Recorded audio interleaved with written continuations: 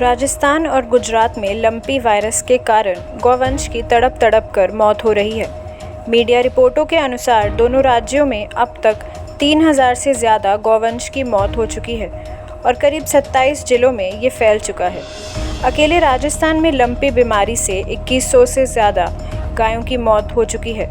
Report के अनुसार राजस्थान में इन दिनों जानवरों में त्वचा संबंधी संक्रमण पैदा करने वाली लंपी बीमारी तेज़ी से फैल रही है। बीते 3 महीनों के दौरान राजस्थान के 10 जिलों में करीब 2100 से अधिक गायों की मौत हो गई है। 40,000 से ज़्यादा गौवंश इसकी चपेट में आ चुके हैं। इस बीमारी का कोई सटीक इलाज नहीं होने की वजह से पशुपालक, खासकर गायों को पालने वाले किसान ज़्यादा परेशान नज़र आ रहे हैं। राजस्थान के अधिकारियों का कहना है कि लंपी नामक ये संक्रामक रोग इस साल अप्रैल में पाकिस्तान के रास्ते भारत आया। लंपी डिसीज़ पहले जैसलमेर और बाड़मेर जैसे सीमावर्ती जिलों में फैली। अब यह जोधपुर, जालौर, नागौर, बीकापुर, हनुमानगढ़ और अन्य जिलों में भी फैल रही है। केंद्रीय कृषि एवं किसान कल्याण राज्य मंत्री कैलाश चौधरी ने लंपी रोग से बड़ी संख्या में गायों की मौत की बात स्वीकारते हुए कहा कि सरकार केंद्रीय वैज्ञानिक दल की सिफारिशों के आधार पर इसके इलाज के लिए ज़रूरी कदम उठा रही है। एक केंद्रीय दल ने हाल ही में प्रभावित इलाके का दौरा किया था। पशुओं पर इस रोग के कहर का अंदाज़ा इसी बात से लगाया जा सकता है कि अकेले जोधपुर जिले में पिछले 2 सप्ताह में 254 मवेशी इस बीमारी से अपनी जान गंवा चुके हैं। राजस्थान पशुधन विकास बोर्ड के अध्यक्ष राजेंद्र सिंह सोलंकी ने पिछले दिनों विवशता जाहिर करते हुए कहा था कि इस बीमारी से बचने के लिए कोई टीका उपलब्ध नहीं है।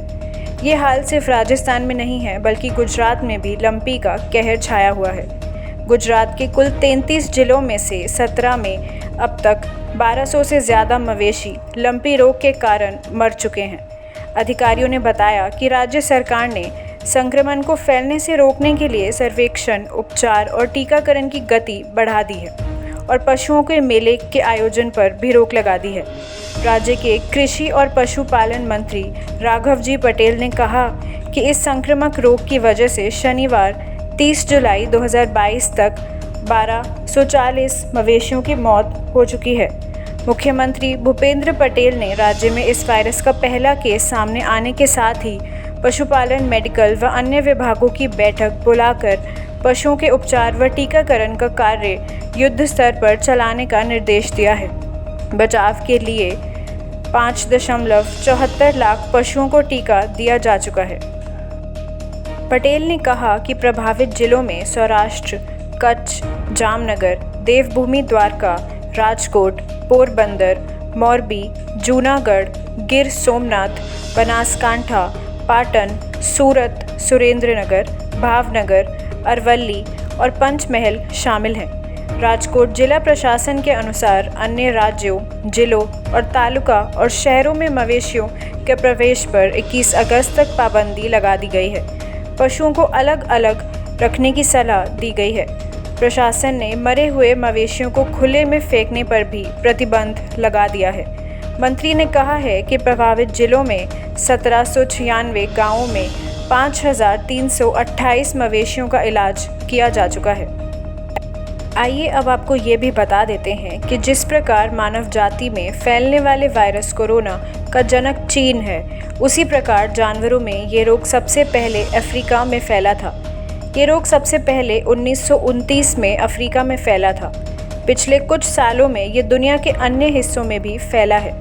साल 2015 में टर्की और ग्रीस और 2016 में रूस जैसे देश में इसने तबाही मचाई।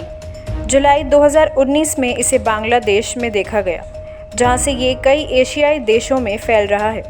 एक रिपोर्ट के अनुसार लंपी स्किन डिसीज़ साल 2019 से अब तक 7 एशियाई देशों में फैल चुका है। अगस्त 2019 में भारत और चीन, जून 2020 में नेपाल, जुलाई 2020 में ताइवान, भूटान, अक्टूबर 2020 में वियतनाम में और नवंबर 2020 में हांगकांग तक पहुंच गया है। फिलहाल के लिए इस रिपोर्ट में बस इतना ही। आगे की अन्य बड़ी खबरों को जानने के लिए जुड़े रहिए न्यूज़ सेट के साथ। धन्यवाद।